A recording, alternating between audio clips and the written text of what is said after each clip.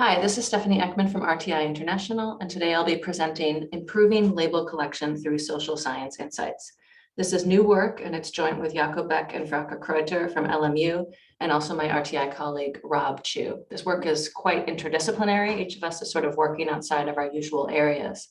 I'm not going to be talking today about surveys. I'm going to be talking about the collection of training data or labeled data for machine learning and artificial intelligence models. Those types of models require a lot of training data, and it's often collected in instruments that look like this. This is the SMART platform that was developed by RTI, but there are many other platforms that are similar out there. And this particular platform shows a tweet here and then asks the annotator to code it as having positive sentiment, negative sentiment, neutral, or skip, which we can think of as like a don't know option. So data scientists will often use instruments that look like this and go out to Mechanical Turk or other platforms like that to collect a ton of labeled data to feed into models. And the fundamental insight of our work here today and the larger body of research that we're kicking off is that this instrument looks a lot like a web survey.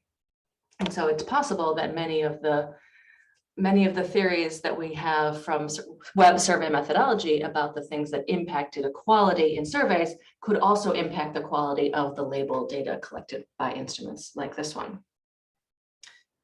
The machine learning field has often been very focused on using and developing the latest and greatest models, going out to GitHub and downloading the latest version of a neural net model or something like that, and tuning the hyperparameters to get the best accuracy, however that is measured. Data scientists are really trained in that, specifically that model piece. The field has paid much less attention to the creation of high quality training data. Where does the training data come from? And is it high quality, as high quality as it could be? The machine learning folks have always wanted to do the model work and not the data work. And so what I'm saying to them with this presentation today is that those of us in AAPOR have always been interested in the data work, and we can help. So we're bringing together several different streams of literature that are relevant. The first comes from the machine learning field itself. They have started thinking about data quality to a certain extent. They have discovered annotator effects. So a given annotator who codes maybe 100 or 500 tweets has a particular effect that they bring to that coding task. These are very similar to interviewer effects as we have them in the survey literature. And they've also started looking at annotator characteristics. Do annotators with different demographics provide different kinds of labels, for example? The other kind of literature that's relevant comes from social psychology. There's a large literature in that field looking at contrast and assimilation effects. So there are articles there asking people to judge the weight of a rock or to judge the height of people. And a contrast effect, a given rock, say, is judged differently from what came before. It's judged in contrast to the rocks that came before. Whereas an assimilation fact, a given rock is judged to be similar to what came before. So a lot of literature on when do we see contrast and when do we see assimilation effects. It's clearly relevant for the labeling of tweets or other tasks like that. And then, of course, the survey methodology literature, which I imagine most of people listening to this talk are familiar with. We know a lot about how question wording and response options affects the kinds of data that we collect in web surveys. Question order, of course, can have an effect as well. And we also have a large literature on interviewer effects. So to test the hypotheses coming out from these different fields of literature, we collected some data. We found 20 tweets that had already been labeled by this Davidson et al. Paper, and they'd already been labeled as containing hate speech, containing offensive language, or neither. Now, the Davidson et al. Paper coded, I think, 20,000 or more tweets.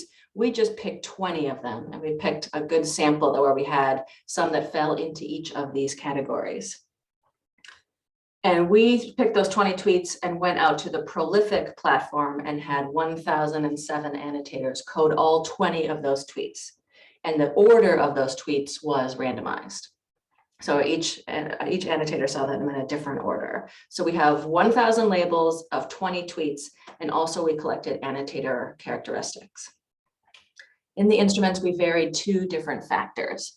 We code 3 different ways of wording the task of coding the tweet, and then 2 different sets of response options. Here you're going to see the 6 different conditions caused by crossing those 2 factors. There are 3 different for questions and the 2 different response options. In condition 1, we had just 1 item. Click the category that best applies. And then there are 3 response options: hate speech, offensive language, or neither. In condition 2, it was exactly the same, except we added a don't know response option, which is quite common, of course, in web surveys. And there's a large literature about the effect of adding or including a don't know response option. In condition 3, we broke the main labeling into 2 different questions because, of course, hate speech and offensive language are different concepts. And so it might be helpful to the annotator to think about them one at a time rather than trying to think about hate speech and offensive language and neither sort of all at once, as in condition 1. So in condition 3, we first ask about hate speech. Does this tweet contain hate speech? Yes or no? And then if no, does this tweet contain offensive language? Yes, no.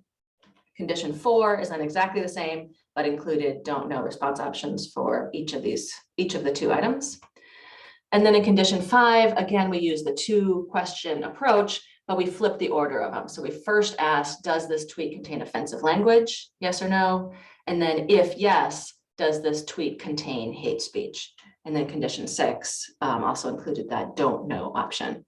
So each of our annotators was assigned to one of these conditions. That is, assignment was between annotators, not within annotators. And with these experimental data, we're going to look at 3 different effects. We're going to look at the effect of the wording sort of across the columns here and the response options.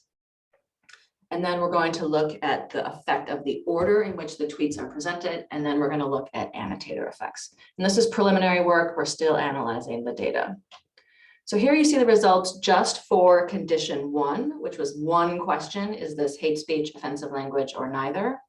You can see that about 41% of the tweets were labeled as hate speech, 40% as offensive language, and about 19% as neither. And I'm just showing you condition 1 here to sort of orient you to how this graph is going to look, so that when I show you all 6, you're not a bit overwhelmed. So on the horizontal axis here, we've got the 3 possible labels, and on the vertical axis, we've got the percent. And this is the percent across all 20 tweets for all annotators assigned to condition 1. So I'm not showing you this by tweet. This is all the tweets lumped together, about 41% hate speech. Here are the results for all 6 of the conditions, and these are in the same order as they were on the previous slide. So these are the results we just saw for condition 1. And if we compare that to condition 3, we see that a much higher percent, this is statistically significant, a higher percentage of tweets were labeled as containing hate speech in condition 3 versus condition 1. Condition 5 looks different again. The main effect with condition 5 is that we see many more coming up in the neither category. So condition 1 and 3 had about 18–19% in the neither category, but in condition 5, we see that about 27% were in the neither category. And that again is a statistically significant finding. When we look down the columns, we see the don't know option here in conditions 2, 4, and 6, but it was never real popular. It's about 2.5% here and 2% in the other conditions. So it didn't have a large effect here. We don't see people choosing that don't know option too often to get out of having to code tweets. We then look at the order effects, and the way that we did this is to divide the tweets into 3 sets: the less hateful tweets, the more hateful tweets, and then those in the middle. And I'm just going to look here at the tweets asked in the 2nd position. So I'm looking at the middle tweets asked in the 2nd position, and whether those were preceded by a less hateful tweet or whether they were preceded by a more hateful tweet. When they were preceded by a less hateful tweet, the middle tweets were judged to be about 51% of them were labeled hate speech. When those same tweets were preceded by a tweet that was more hateful, only about 33% were labeled hate speech. So the fact that we see a difference here in how these middle tweets are coded based on what comes before them in position 1, in order 1, suggests that we have here a contrast effect. These middle tweets are being judged in contrast to the more hateful tweet that came beforehand, or in contrast to the less hateful tweet that came beforehand.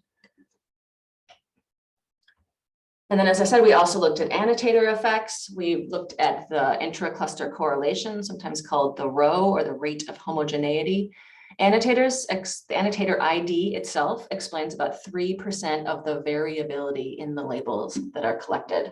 That means that if you use annotator ID in the model, that ID variable will become meaningful to the model. It will say, oh, these were tweets that were labeled by Sam. Those ones tend to be a little bit more hateful, whereas these tweets were labeled by Rob. So these tweets are maybe a little bit less hateful. The models can pick up on this annotator quirks because each annotator contributes their own little effect. That's what we mean by annotator effects. And what this suggests, just as in surveys, is that the presence of these annotator effects means that it's better to have more annotators labeling fewer tweets. You wouldn't want to have just 1 or 2 or 3 annotators labeling hundreds and hundreds of tweets, because then you're going to really double down on these annotator effects. Better to have more annotators labeling fewer tweets, just as we do with interviews. We did look at annotator characteristics and whether they can explain these effects. And the only characteristic associated with the labels assigned was whether English is the first language of the annotator or not, which suggests there may have been some comprehension difficulties with these tweets. To be honest, some of these tweets are really terrible. That's why I'm not showing them to you. But they do contain words that I didn't know. So I'm not surprised that people whose English was not their first language had some trouble with this task potentially. We probably should have collected different annotator characteristics, and we'll do that in the future. So we have found evidence for these 3 different types of effects. The task structure matters, the order of the tweets in our experiment mattered, and the annotators matter themselves. What are the implications of these findings? The fact that the task structure matters, this is new to the machine learning literature as far as we can tell. And to me, it really suggests that they need to think more carefully about transparency in how these labels are collected and documentation of how labels are collected. A lot of machine learning studies that I've read say very little about the collection of the training data. And if it really matters how you structure these tasks, as we saw in this experiment, it's important to document that so people can replicate that kind of work. AAPOR, of course, is way ahead here with the transparency initiative and other things like that. So I think we have a lot to contribute to the machine learning world here. The fact that order matters means that some of the purposeful ordering that we see in the machine learning community may backfire or may not work as well as they think it does. So they like to use this technique called active learning, where they, in the background behind the coding the labeling instrument, they're running models to say, which tweet is the next one to label? Which one will give me the next best additional type of information? So always from the model's perspective, like what information does the model need next to learn as much as it can? It figures out what tweet will provide that information and then gets that one labeled next. It's a super cool and sophisticated technique.